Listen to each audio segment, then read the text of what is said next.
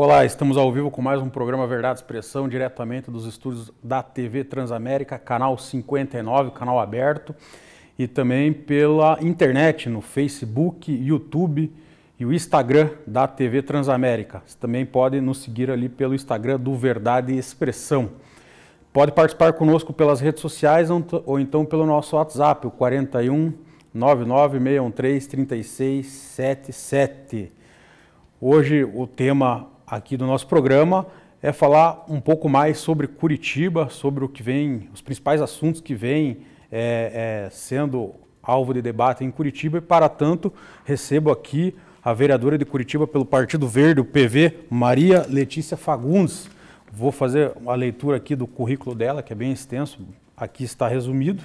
Ela é médica formada pela Faculdade Evangélica de Medicina do Paraná, pós-graduada pela Universidade de São Paulo em Ribeirão Preto, médica legista de carreira no Instituto Médico Legal do Paraná, o IML,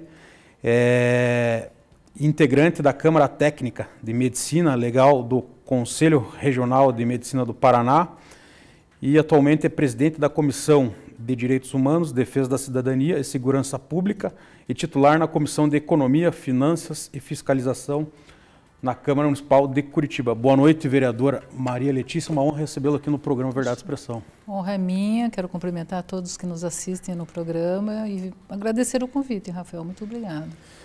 Sempre inicio as entrevistas, vereadora, com a apresentação dos vereadores. Você, pelo que eu li aqui no currículo, é médica formada, tem uma carreira junto ao ML. Gostaria que você falasse aí um pouco da sua trajetória profissional. Eu sou formada pela Faculdade Evangélica há 33 anos, então é uma carreira que eu já considero consolidada, longa, né? Me especializei em ginecologia e obstetrícia, fiz residência médica na Faculdade Evangélica, no Hospital Evangélico, e depois segui outros caminhos, né? Eu fiz pós-graduação em São Paulo e também segui a carreira da medicina legal, que somou muito na minha história de vida e que influenciou muitas decisões e escolhas na minha vida. Por exemplo, a própria questão de me tornar vereadora nasce na minha experiência com violência no Instituto Médico Legal de Curitiba. Então, essa, digamos, entrada na política, então, foi por uma questão de violência no ML. Poderia falar melhor? Sim. Imagine, eu tenho como funcionária pública mais de 25 anos, então eu sou de um período de antes de Lei Maria da Penha, que tem 13 anos agora, 2016. Bom, quando eu atendi as vítimas de violência, mulheres principalmente e crianças, eu tinha um entendimento muito claro de que essas mulheres iam ter muita dificuldade para caminhar a partir do momento da minha perícia, ou seja, reivindicar seus direitos e tal. Então eu comecei a construir uma caminhada de enfrentamento à violência, fundando uma ONG dentro do Instituto Médico Legal, que chama ONG Mais Marias, que oferecia daí assistência jurídica, encaminhamento, orientação e tal. Então surge aí, com o apoio dos meus colegas do Instituto Médico Legal. Depois a ONG cresce, se independiza, sai do Instituto. Hoje eu não sou nem presidente mais da ONG, mas surgiu disso, de uma mulher assistir outras mulheres vítimas de violência e se sentindo impotente para ajudá-las. Quer dizer, só a minha perícia não bastava, na minha opinião, e certamente na opinião dos meus colegas. E daí eu surjo com essa questão do enfrentamento à violência contra mulheres e crianças. E daí a sua primeira candidatura foi em 2012? Eu me filiei no PV em 2010, já militava nas linhas do partido, mas não tinha me candidatado ainda e tive a primeira experiência em 2012. Daí se elegeu em 2016 e foi candidato também a deputado estadual em 2018. Foi, para ajudar o partido. Você sabe que somos militantes, então a gente tem que participar das eleições para somar votos, né, na legenda. E desde quando você se filiou no PV aí, você entende que o partido tem seguido ali? Porque a gente tem um problema de grande quantidade de partidos no Brasil, né? É verdade. Mais de 30, né? 35 quase já. Mas não sei quantos que estão lá com pedido de registro no TSE. Sim. Então, gostaria que você falasse também um pouco disso, até porque nós vamos ter aí uma alteração nessa próxima eleição em relação à proibição de coligação proporcional. Então, todo partido vai ter que sair chapa pura aí com os candidatos a vereador. Então, você acha que o PV, dentro da sua proposta tem conseguido seguir aí? Eu acho que sim. O PV é um dos poucos partidos que eu tenho assistido e acompanho na política nacional que tem se mantido um partido íntegro. Se você vê, nenhum dos nossos deputados estaduais ou federais tem se aparecido nas questões de corrupção.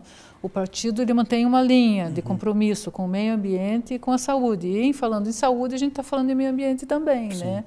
E a questão da mulher, por exemplo, no partido, ela é muito especial. As mulheres são mais reconhecidas dentro do Partido Verde, como lideranças também, coisa que a gente não vê em outros partidos. Então, sim, eu estou muito alinhada com o meu partido, a minha ideia é continuar essa construção dentro do Partido Verde. Agora, com o fim das coligações, só os que se mantiverem com ideologia é que vão continuar existindo, né? Os pequenos vão cair, com certeza. Porque a coligação vai fazer com que os grandes partidos se fortaleçam, né? Eles vão conseguir eleger mais do que os pequenos. E daí, certamente, os pequenos vão sofrer. O que é uma coisa positiva, pensando em número de partidos, porque imagine, 35 partidos, você disse. Imagine como é que o eleitor vai conseguir se identificar com algum partido, existindo 30 partidos. E, de um modo geral, os partidos eles falam as mesmas coisas. Sim. Eles buscam as mesmas ideologias, quer dizer, todo mundo fala para a saúde, todo mundo fala para a segurança, então o eleitor fica perdido. O eleitor se identifica mais com a pessoa do candidato. Isso, o que faz com que as campanhas eleitorais o eleitor acaba votando mais no candidato em campanhas bem estruturadas, de candidatos que estão mais bem estruturados, do que propriamente buscar uma legenda partidária. No Brasil, atualmente, é assim. E mesmo tem um outro fator da questão das coligações, que é nos puxadores de voto, lembra disso, né? Os partidos se juntavam, tinha um puxador de voto que elegia com ele 3, 4, a gente lembra sempre do efeito Tiririca lá. Aqui no Paraná, na última eleição para deputado, a gente teve o caso do Francisquini, né? Isso. Que ele elegeu, até me perdi o número de deputados que foi com ele aí, né? Que deu um capital político muito grande para ele. Né? Isso é muito negativo, eu acho, para o eleitor, porque o eleitor se sente enganado, né? Poxa, eu votei neste candidato e esse candidato me elege mais 3 com a votação. Então, eu acho que assim, não se pode deixar de pensar que o pluripartidarismo é uma coisa democrática, mas também pensar que os partidos em coligação fazem essas estratégias para acabar elegendo pessoas que têm menos voto e que o eleitor acabou não votando, quer dizer, não é justo com o eleitor também, né? Embora, no meu entendimento, até seria importante que o eleitor entendesse um pouquinho mais de política para que ele pudesse fazer a sua opção de maneira mais clara e segura, assim, né? Então, eu acho que o fim da coligação não é uma coisa negativa, sabe? Eu acho interessante isso. E você, com essa experiência de 2 anos e meio, né, vamos falar 2 anos e 7 meses quase, como vereadora, a gente vê que é uma grande dificuldade hoje do eleitor, né, da questão da conscientização e identificar qual que é o papel do vereador. Muito se tem aquele conceito que o vereador tem que resolver o problema dele, o problema do eleitor, né? Estou com um problema na minha rua, o vereador que tem que resolver. Meu parente está doente, o vereador que tem que levar. Então a gente tem essa ainda prática antiga. Como que você enfrenta essa situação na condição de vereador? Eu também lamento esse olhar. Aquela prática assistencialista, né? Isso, eu lamento essa visão que o eleitor tem do vereador. E isso acontece porque nós temos eleitos dentro da Câmara Municipal de Curitiba muitos vereadores de bairro, né? Se você olhar dos 38, um número enorme representa os bairros e tal. O que não deixa de ter legitimidade, né? Porque afinal eles fazem o trabalho, mas eu acho que o vereador tem que pensar a cidade de um modo geral, que essa é a política que eu procuro praticar na Câmara Municipal. Eu digo sempre que eu sou vereadora de causa, porque eu transito nessa questão da saúde para toda a cidade de Curitiba. Quando eu aprovo um projeto meu, eu não estou aprovando para o meu bairro, eu estou aprovando para a cidade de Curitiba. E essa deveria ser a visão do eleitor em relação ao vereador. Então, eu sou um pouco severa com isso também, porque muitas vezes o vereador de bairro, ele dá preferência na escolha de votação dele a coisas que tragam benefício para o seu bairro e deveria pensar na cidade toda, né? E você, especificamente em relação à sua votação, ela diferentemente de outros vereadores, não está concentrada em determinada região. Não, eu tenho votação na cidade toda, um pouquinho em cada bairro, assim. Fico muito orgulhosa disso, porque isso quer dizer que o meu trabalho acaba atingindo toda a cidade de Curitiba, né? E dentre as bandeiras que você defende, por você ser mulher, tem a questão da violência doméstica, a violência contra a mulher. Você, no início do programa, já falou, né, que foi um dos motivos que levou você a entrar na carreira pública, como política, né? Gostaria que você falasse, então, que a gente teve um avanço na legislação, desde a questão da lei da Maria da Penha até com essa lei do feminicídio. Você que entende bem do assunto, gostaria que você falasse dessa evolução na legislação e quais os benefícios que, na sua opinião, a gente já teve. Eu penso de maneira sempre positiva. Depois do surgimento da lei Maria da Penha, em 2006, muitas coisas começaram a clarear no caminho do enfrentamento à violência, sabe? Evidente que a lei precisa ser aperfeiçoada, e isso está acontecendo. A gente tem visto várias emendas na lei, o que eu acho muito positivo, mas a gente também tem que pensar no enfrentamento à violência dentro da cidade de Curitiba. Então, por exemplo, eu tenho essa preocupação, a questão da violência contra a mulher, que eu conheço profundamente. Isso tem que ser tratado também no município. Essa semana eu protocolei, por exemplo, 3 projetos que tratam dessa questão. Quando uma mulher sofre violência, por exemplo, ela precisa muitas vezes se afastar do seu trabalho, porque o agressor conhece a rotina. Sabe onde trabalha, que horas inicia seu trabalho, que horas ela vai embora. Eu protocolei recentemente um afastamento para servidoras municipais, com nenhuma perda econômica, nenhuma perda salarial, nenhuma perda de direito trabalhista, por até 6 meses no caso de servidoras municipais, incluindo as servidoras da Câmara Municipal, em caso de sofrerem violência. Quer dizer, eu protocolei também um projeto que trata, a gente chama de um projeto dos bares e restaurantes, sobre o drink, né? A gente fala brincando porque em outras cidades já foram aprovados projetos semelhantes, que a mulher, às vezes assediada na vida noturna, num bar, num restaurante, ela tem que ter algum mecanismo que a proteja. Então, os bares vão ser, o meu projeto tramitar conforme eu entendo que vai, os bares vão oferecer uma possibilidade de que esse próprio estabelecimento proteja essa mulher, oferecendo a ela, por exemplo, acompanhamento até um táxi, um Uber. Enfim, a gente está buscando alguma maneira de que essas mulheres se sintam mais seguras dentro do município. É responsabilidade do município proteger as suas cidadãs mulheres. É necessário que o município de Curitiba comece a construir um pouco mais de políticas especificamente para mulheres. Em relação a essa lei que você falou aí do afastamento, possibilidade de até 6 meses, no caso seria de já haver um inquérito, qual que seria o critério para ver o afastamento, só para a gente esclarecer? O início de tudo isso é o boletim de ocorrência, né? Não se pode estabelecer um afastamento sem que haja um inquérito policial. Então, à medida que ela fizer protocolar o seu boletim de ocorrência, é automaticamente aberto o inquérito policial e o trâmite segue para a medida protetiva. Só que muitas vezes o agressor ele é tão violento que ele procura essas mulheres novamente. E daí aquela questão do feminicídio, lei que foi aprovada em 2015 e que protege a mulher por ela ser mulher, ou seja, mulheres que são mortas por serem mulheres, um crime absurdo que a gente vê acontecer todos os dias aí. Elas têm que ter uma proteção especial, porque às vezes os agressores são muito, assim, tem um potencial de agressividade muito maior do que a gente possa imaginar. O afastamento dessas mulheres do trabalho é para justamente evitar o feminicídio. A porcentagem de mulheres está em torno de 4,8 mil em 100 mil mulheres no Brasil que são mortas. Então, 4.800? 4,8 mulheres, cada 100 mil mulheres são mortas no Brasil. Quer dizer, é uma estatística que eu entendo gravíssima, assim, entendeu? A gente tem que começar a pensar no feminicídio como uma coisa muito possível de acontecer nos casos de violência. Todos os dias, Rafael, eu ligo a televisão, vejo os jornais e tem uma mulher que foi morta. Hoje de manhã, quando eu assisti no jornal, teve uma mulher que foi morta pelo ex-companheiro, porque não aceitava o final do relacionamento. A gente tem casos super conhecidos aqui no Paraná, Guarapuava, uma da advogada. A advogada que foi morta pelo companheiro, Tatiana Spitzer, né? Enfim, a gente tem que pensar no feminicídio como uma realidade muito próxima, porque a violência está muito próxima. A gente tem uma mulher agredida a cada 4, 5 minutos, estuprada cada 10 minutos.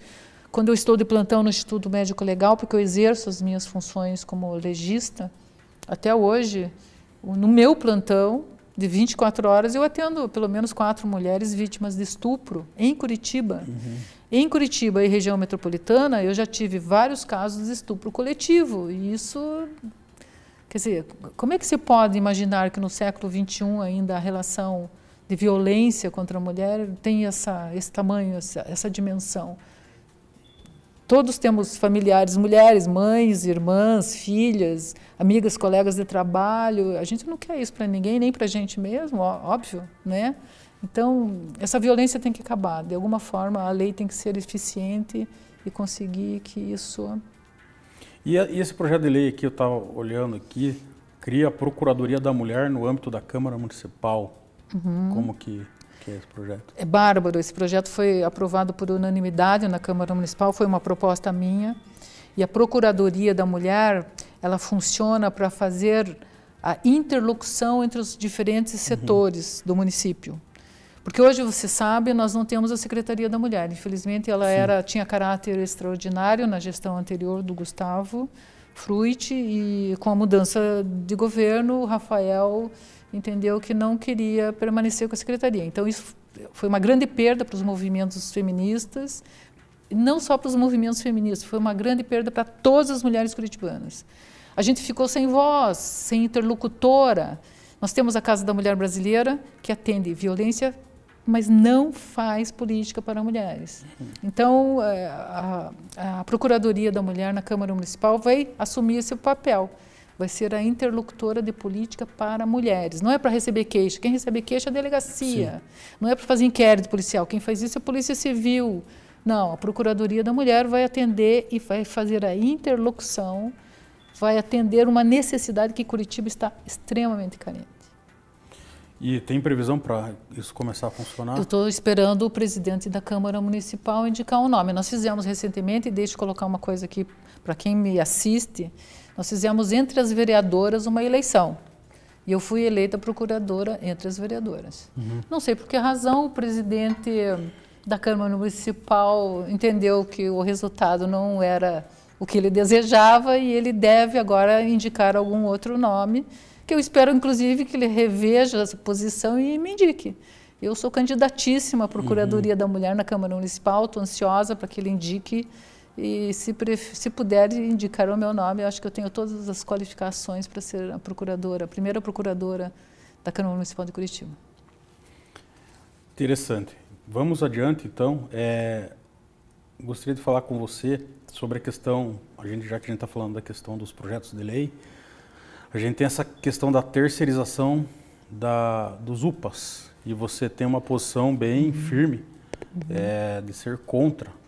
E, por outro lado, a gente vê alguns vereadores, né, a maioria, no caso, são a favores, e alguns argumentam pelo fato da prefeitura, do município, não ter disponibilidade imediata de realizar o atendimento. Então, é necessário fazer a terceirização. Depois, quando se fizer o concurso, tudo certo, partir para o lado de colocar servidores de carreira. Então, deixo aberto para você colocar teu posicionamento. Eu sou claramente contra a terceirização. Vou te fazer uma pergunta. À medida que o prefeito preencher as vagas, fazendo terceirização, fazendo PSS, você acha que ele vai fazer concurso? É óbvio que não vai fazer.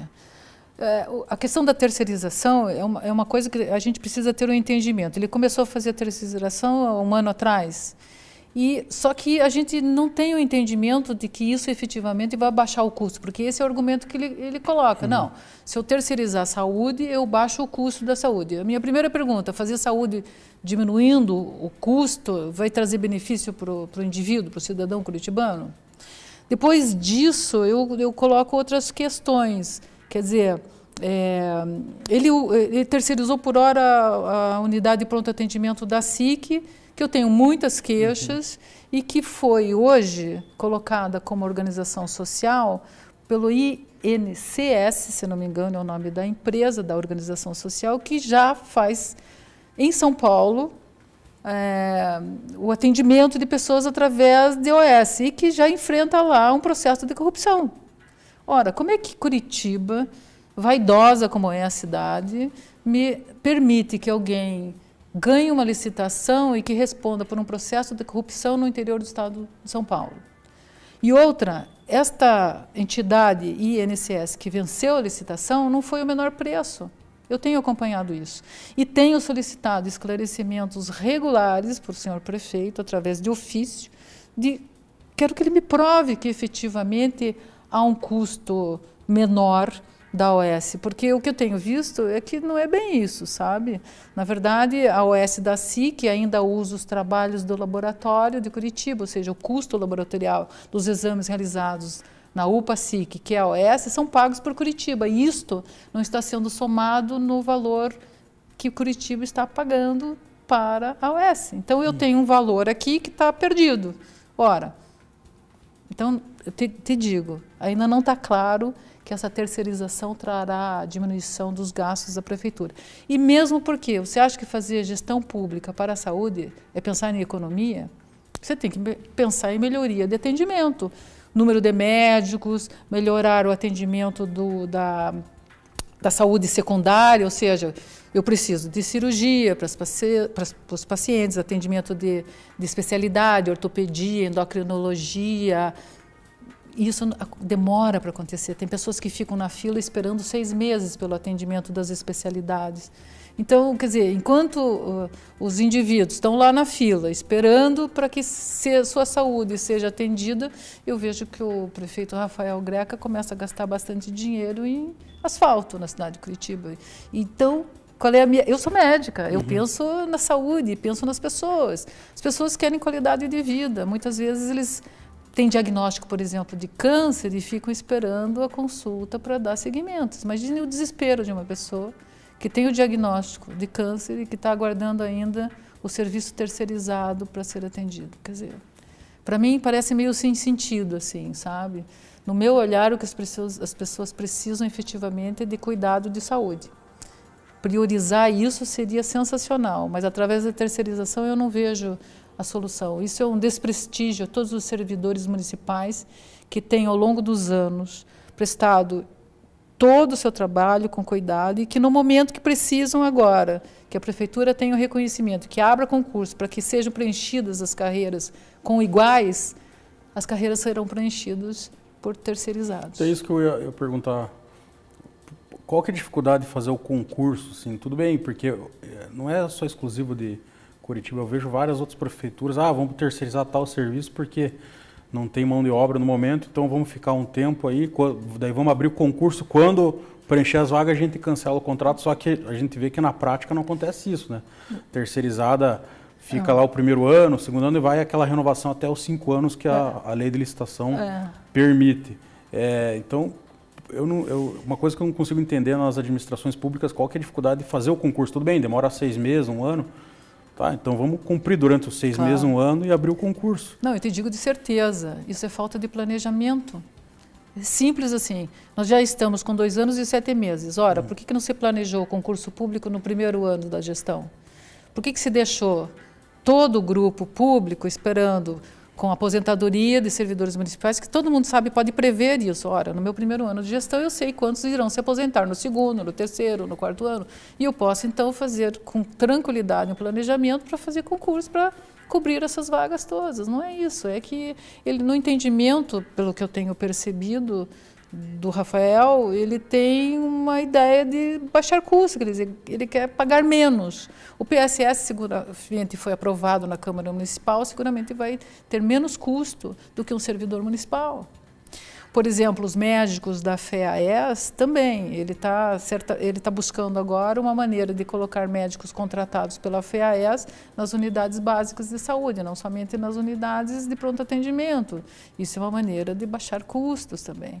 Mas ele peca porque ele perde qualidade. E quando ele perde qualidade, ele perde o respeito do cidadão.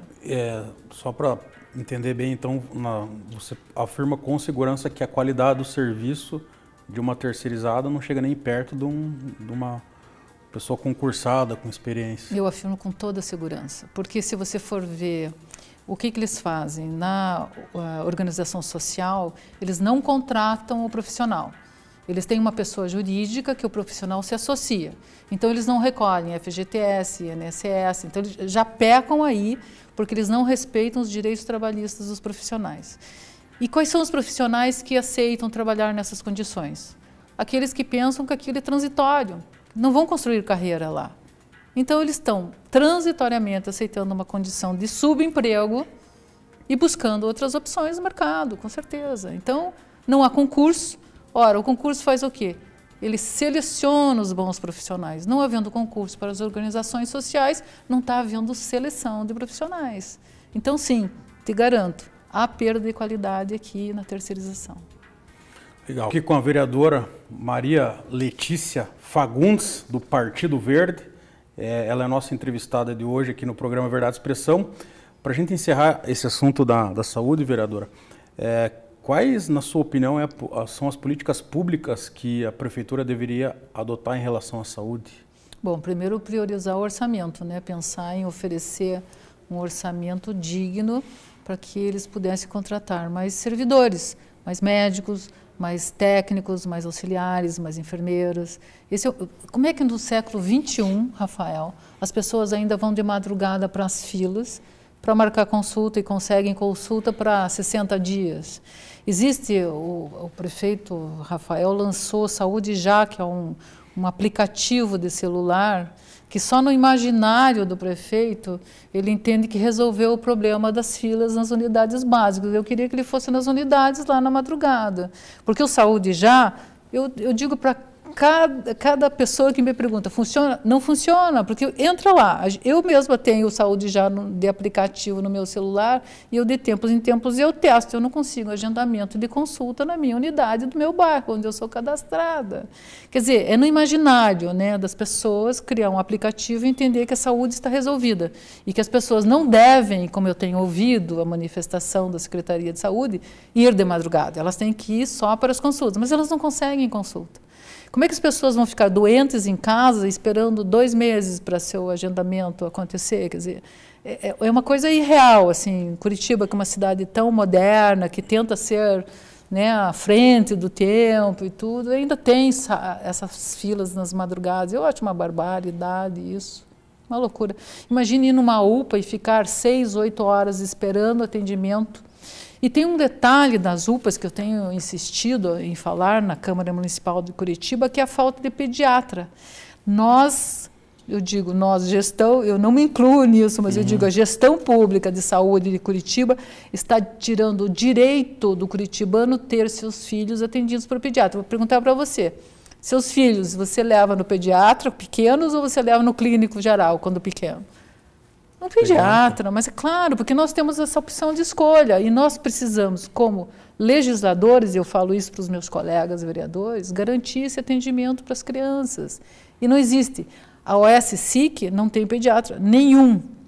As outras UPAs, que ainda não são OS, mas estão no projeto do senhor prefeito para transformá-las em OS também, tem pouquíssimos pediatras. Ora, eu não estou dando o direito de escolha para o cidadão curitibano, quer dizer, é uma imposição da gestão da saúde nesse tipo de política, quer dizer, levar um bebê para ser atendido por um clínico geral, eu acho isso, assim, absurdo, assim. Mesmo porque o clínico geral, não sendo especializado em pediatria, ele certamente vai ter dificuldade para atender as crianças, com certeza. É uma via dupla, assim.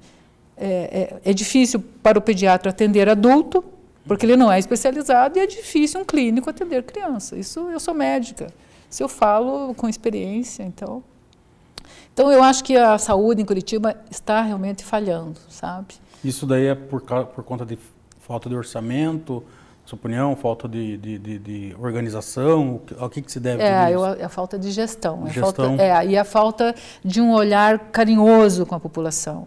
Porque você tem que assistir a população como se você estivesse assistindo a sua própria família, com cuidado, com generosidade. Ora, se os meus filhos são atendidos pelo pediatra, por que os filhos das pessoas que moram numa situação de vulnerabilidade não podem ter pediatra para atender os seus filhos? Então, falta muita generosidade na saúde. Medicina não se faz só com a parte técnica. Medicina se faz também com humanidade.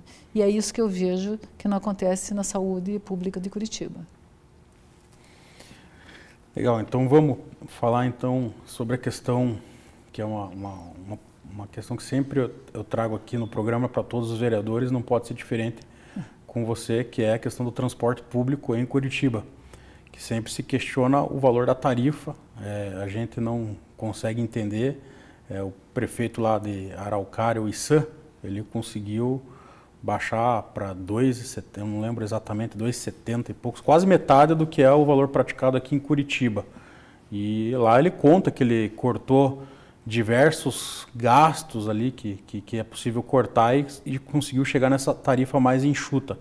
E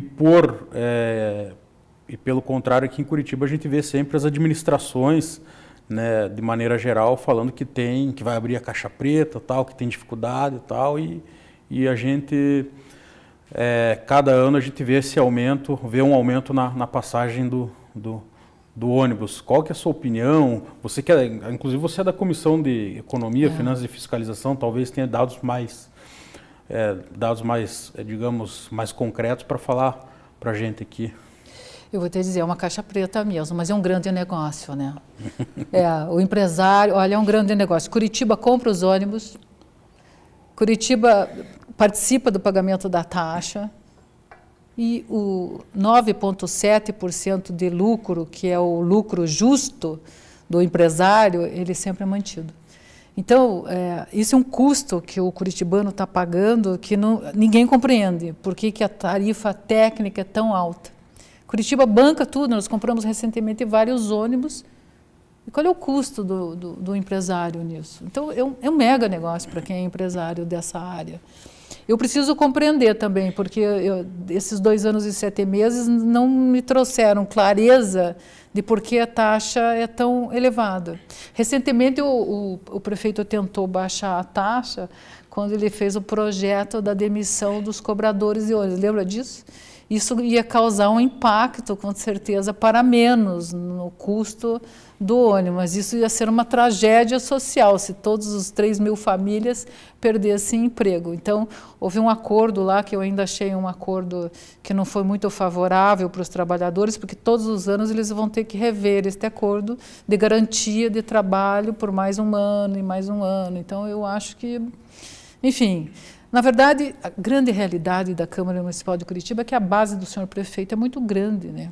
Ele chegou um comentário aqui um telespectador, pergunta como você vê a submissão dos vereadores ao prefeito? Eu acho preocupante, porque ele dificilmente deixa de aprovar um projeto que ele envia para a Câmara. São 2 frentes lá, ele tem mais de 20, somos 38 no total, 38. Mas ele tem mais de 20 vereadores na base. Põe aí 28, em média. Talvez 27, 26. Dependendo do tema, dá uma variada. Isso. Então, eu acho que, assim, ele manda os projetos e dificilmente o projeto do prefeito, a mensagem, não será aprovada. O difícil é a gente que não é comprometido desta forma com o prefeito, nós somos comprometidos com Curitiba, com a cidade. São os nossos projetos caminharem, né? Porque muitas vezes a liderança do prefeito pede votação contrária para os nossos projetos, porque a gente quer discutir os projetos do prefeito. Quer dizer, tem coisas que eu voto com o prefeito. Eu não sou uma oposição, eu sou uma pensadora dentro da Câmara Municipal. O que eu entendo que é bom para Curitiba, eu voto com o prefeito, não tenho problema algum em votar com ele.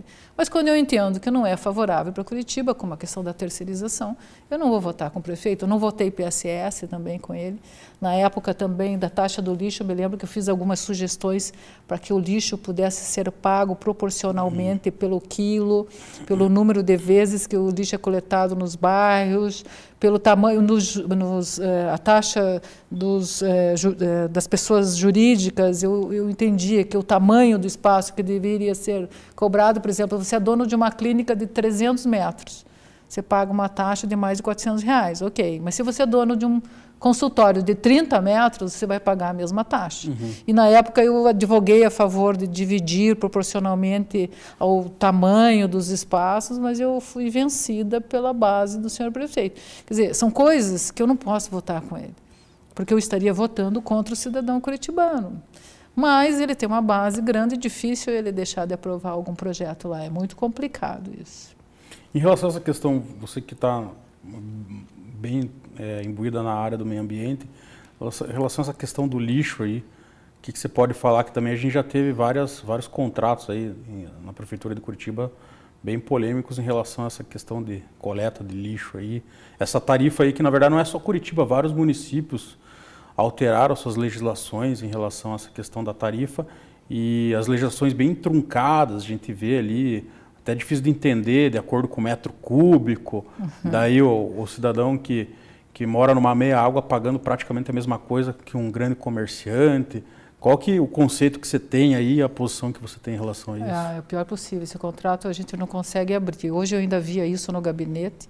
Existe o contrato lá, mas os anexos não estão disponíveis. Então, eu deixo de fazer um questionamento no portal de transparência da cidade de Curitiba. Tem que colocar o anexo, porque é dentro do anexo que eu sei o valor absolutamente que serão pagos para essas empresas. Isso é uma coisa bem complicada. A gente está muito preocupada com a questão do lixo, porque o prefeito, agora recentemente, inventou de incinerar o lixo.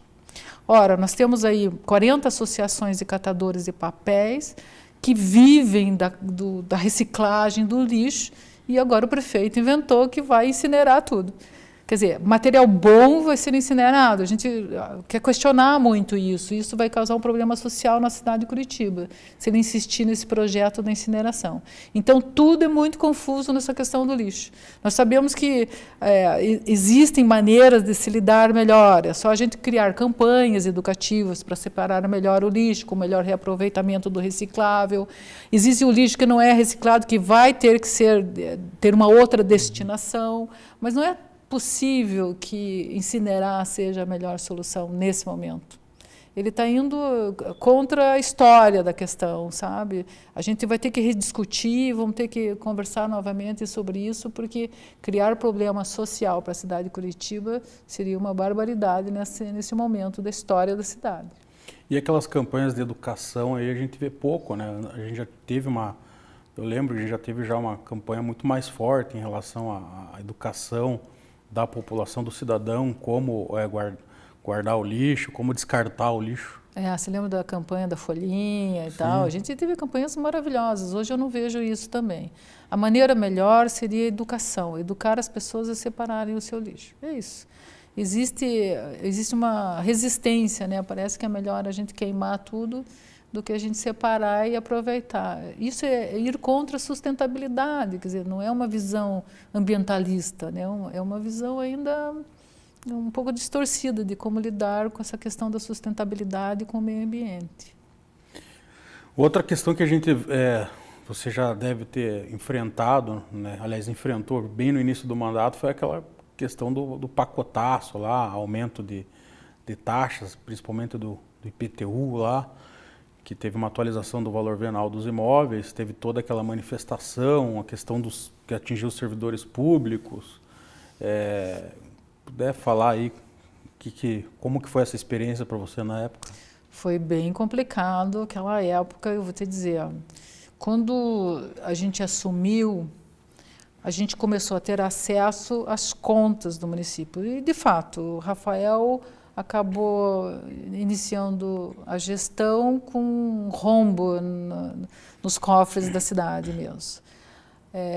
Diante disso, essas medidas que eram urgentes e que levariam, certamente, sacrifício, principalmente do servidor municipal, precisavam ser votadas. Eu votei muitos dos projetos, por isso que eu te digo, eu votei com o Rafael muitos desses projetos difíceis de votar, mas a partir deste momento que eu vejo hoje o município com a sua economia restabelecida, o orçamento já estável, e eles criando inclusive fundo com recurso municipal para situações emergenciais, eu acho que agora é a hora de olhar para o servidor municipal, né? Coisa que na época a gente teve que realmente votar medidas muito delicadas e muito difíceis. Agora vivemos outro momento. Agora Curitiba tem o seu orçamento recuperado. É hora de rever, inclusive, o reajuste dos servidores municipais. É completamente injusto mudar a database dos servidores municipais. E é isso que a gente percebe que há uma tendência dentro da gestão municipal. O pacotaço, como foi chamado carinhosamente, aquelas medidas do Rafael, em muitas situações foram necessárias, infelizmente. Mas isto resolveu a questão orçamentária. Os cofres de Curitiba estão agora equilibrados. Então, é hora de você ter um olhar generoso também para o servidor municipal, que teve a sua previdência, na época, até parcialmente sequestrada. Isso aconteceu, de fato, mas era necessário. Agora não. Agora vamos retornar e repensar essas questões exatamente porque é um novo momento. O Rafael está com os cofres aí possíveis de fazer bastante asfalto, não é verdade? Então vamos tentar atender também o servidor municipal, que espera ansiosamente pela correção da database e pelo reajuste que ele deve receber agora no final desse ano. E movimentação do executivo em relação a isso? Não tem nenhuma... você que está acompanhando lá. Ele não mandou as mensagens ainda, eu estou aguardando. Logo a gente deve receber alguma coisa que trate disso também lá. Mas ainda não, nesse momento não. Legal. Em relação... tem mais um tema que eu gostaria de abordar com você. A gente já está indo para a parte final do programa, que é a questão dos direitos humanos, que até antes de vir aqui para a entrevista, muitas pessoas falaram para mim, pergunte para ela sobre os direitos humanos, sobre o governo federal, essa questão do atual presidente Jair Bolsonaro, que pouco prestigiou as mulheres nos ministérios. Só temos uma, né, que é a Damares. Tem da agricultura também. Sim, a Tereza, né? Tereza. Então foram duas mulheres com 20, 21, 22 ministérios, não vou lembrar de cabeça aqui. E essas frases polêmicas que tem o presidente, por exemplo, hoje ele atacou até a OAB lá, né? O presidente da OAB lá, ele falou que o presidente da OAB, se quiser saber o que aconteceu com o pai dele, tem que vir perguntar aí para ele e tal. Ele vai contar, né? Vai contar. Então a gente tem aí algumas questões polêmicas até que entra em conflito aí com o que é o conceito de direitos humanos, que ficou um pouco, digamos, deturpado aí em decorrência dessa última eleição, né? Que a gente teve uma eleição de extremos e os direitos humanos aí, eu acho que praticamente para boa parte das pessoas ficou esquecido, ficou, digamos assim, você fala para algumas pessoas até pessoas esclarecidas, você fala em direitos humanos, a pessoa te olha meio estranho, assim, direitos humanos, mas isso daí não existe, daí é coisa para criminoso, coisa que para proteger bandido, né? Que é esse conceito aí meio estranho que a gente ouve aí na sociedade. Pois é, nós estamos vivendo tempos muito difíceis em relação à questão de direitos humanos. A pensar que os direitos humanos surgem depois da Grande Guerra Mundial, você veja, depois de uma grande tragédia no mundo, é que se volta a preocupação de direitos humanos. E, de certa forma, quando nós vivemos situações como o que vivemos hoje, de alguma forma, os direitos humanos vai ressurgir novamente, mas depois que a gente passar por essa tempestade que nós estamos vivendo aqui. Não só em questão da mulher, né? O presidente tem o direito absolutamente de indicar homens para o ministério, mas eu vejo que ele governa muito com valores pessoais. Ele quer indicar o filho dele como embaixador e a decisão foi tomada, mesmo que ele desrespeite toda uma história da diplomacia brasileira, né, a diplomática do país. Eu vejo de uma maneira terrível, assim, a indicação especial da Damares para o Ministério de Direitos Humanos e Família, para mim foi uma tragédia, assim, porque ela muito especialmente, ela usa valores pessoais e religiosos. Num país laico como o Brasil, que se diz laico, hoje a gente fazer as nossas escolhas baseadas em questões religiosas, com todo o respeito que eu tenho por todas as religiões, pela própria ministra Damares, eu acho assim, um retrocesso absurdo nesse aspecto, sabe? ameaçar pessoas, impor decisões, usar helicóptero para que a família vá para casamento. Como é que as pessoas não enxergam isso? Sim. É difícil entender essa negação, né? Num primeiro momento, votam com uma expectativa nesse novo presidente, mas à medida que ele começa a governar, ele mostra que veio, né? Um homem que diz que não vai estuprar, você não merece ser estuprada porque você é uma mulher feia. Quer dizer, que valor as pessoas veem num homem desse, né? No mínimo, a gente espera uma certa elegância do nosso presidente, com sabedoria, que é o que eu vejo o nosso presidente não exatamente praticar na presidência do país.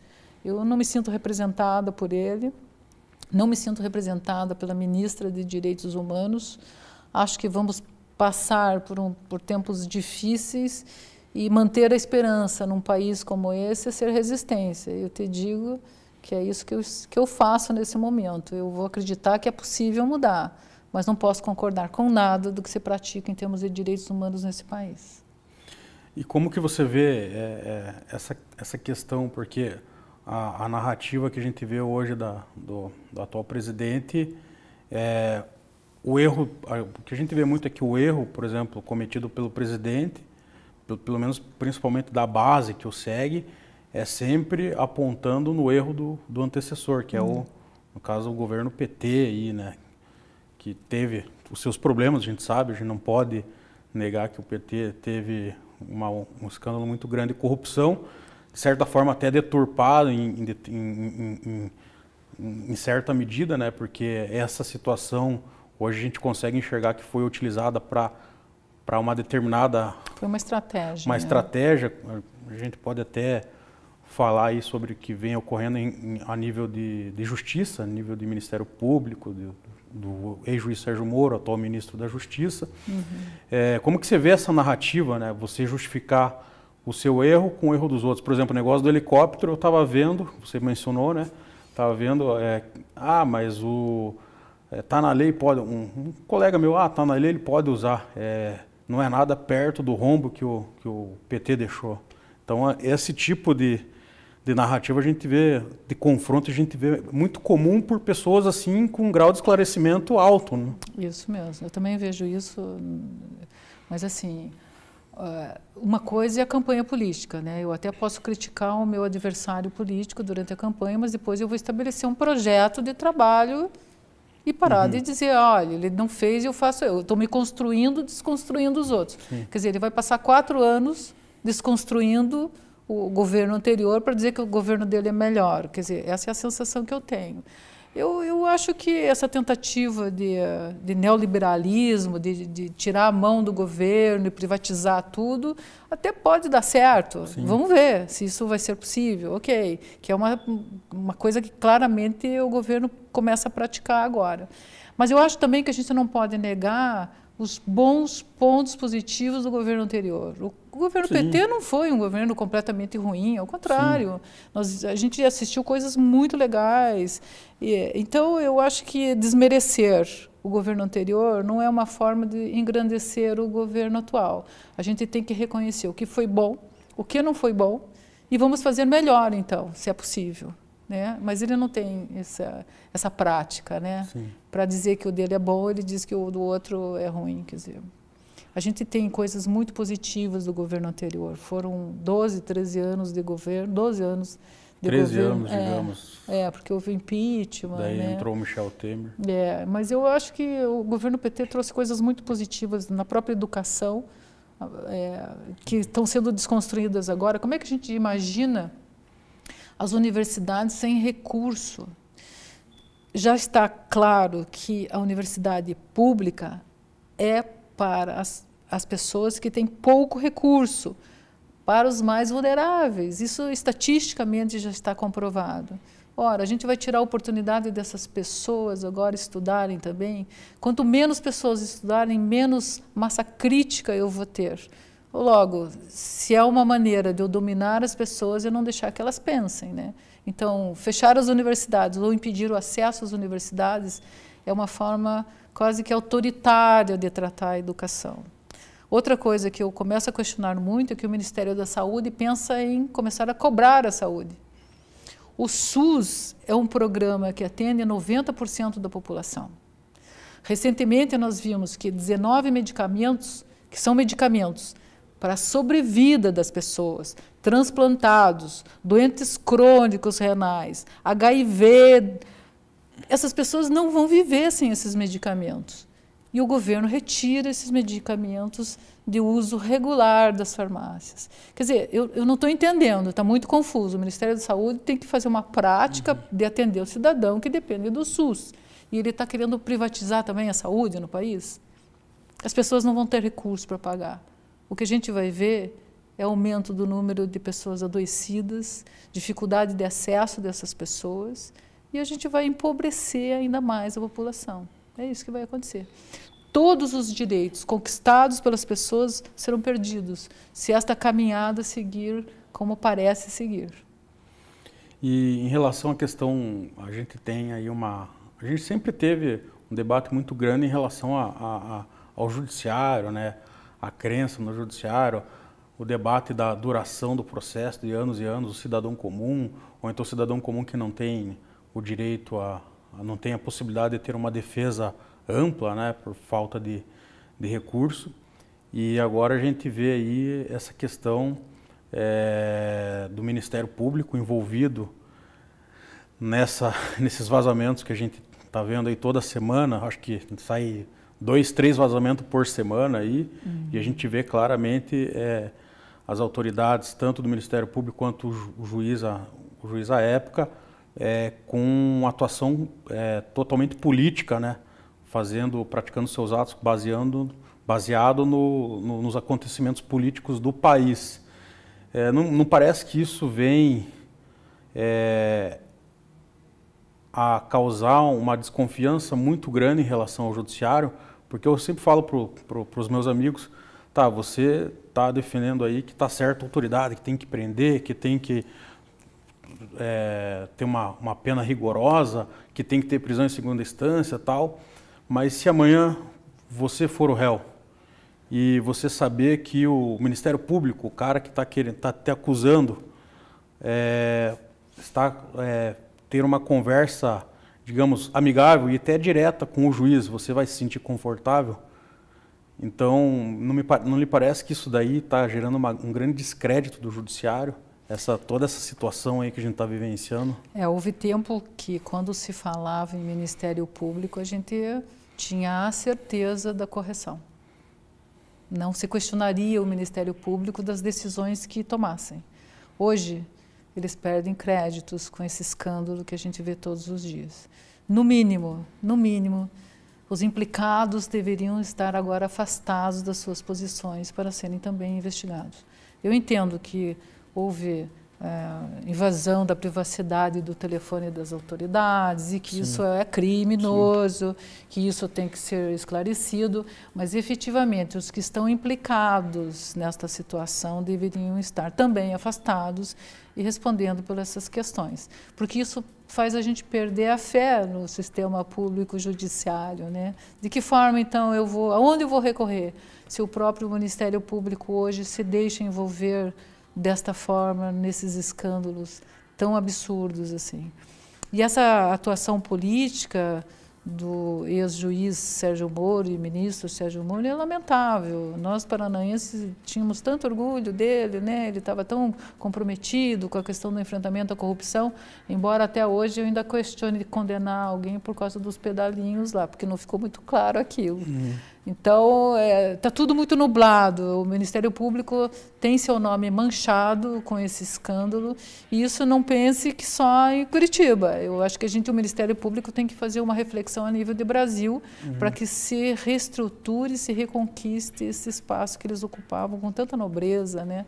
É tão mais grandioso pensar que o Ministério Público teria as soluções, enfim, uma tristeza isso. Para a gente encerrar, vereadora, 2020, você é candidata à reeleição, qual que é o seu plano, qual que é o plano do Partido Verde? Serei candidata à reeleição, com certeza. Eu acho que Eu te digo também que eu não quero ficar me reelegendo vereadora a vida toda. Eu vejo colegas vereadores com 5 mandatos, 7 mandatos, 8 mandatos. Eu acho que isso foge um pouquinho das minhas pretensões. Provavelmente eu devo sair para a reeleição agora em 2020 e provavelmente esse será minha última candidatura, digamos, para vereadora em Curitiba. Meu projeto vai até essa segunda candidatura para vereadora. Depois eu vou estudar o que eu vou fazer. Pode ser, se o partido entender que eu tenho condições, sim, vou disputar, com certeza. E o partido vai lançar candidatura própria? Como que está a discussão interna? Nós estamos debatendo ainda, estamos começando a fazer a chapa, que é importante, porque você sabe que isso é muito demorado, a gente tem que encontrar os candidatos. E há uma fala, sim, de que nós vamos ter o candidato próprio. O que me preocupa é a questão das mulheres, né? Nós temos que ter mulheres competitivas. Eu quero que venham muitas mulheres para a política. Eu acho que o espaço da política precisa da mulher, não só debatendo temas da mulher. As mulheres têm que debater todos os temas. Eu acho que faz parte hoje dessa nossa realidade. Então, eu fico torcendo que o partido tenha candidatas fortes, que a gente possa fazer grandes debates dentro do partido e levar isso à frente. Legal, eu agradeço a tua entrevista, vereadora. O espaço aqui da TV Transamérica, do programa Verdade e Expressão, está aberto e desejo sucesso aí nesse resto de mandato, sucesso nas eleições de 2020, que a gente tenha mais mulheres na Câmara Municipal de Curitiba, que é o que nós esperamos, né? Que as mulheres elas também sejam protagonistas, não só na qualidade, que já são, mas também na quantidade, né? Porque de 38, como você falou, só temos 8 vereadoras, né? Deveríamos ter lá pelo menos 50% homens, 50% mulher, daí ficaria bom, porque daí teria um debate bem legal. É isso. Obrigada, boa noite. Muito grato pelo convite novamente, foi um prazer. Tá certo.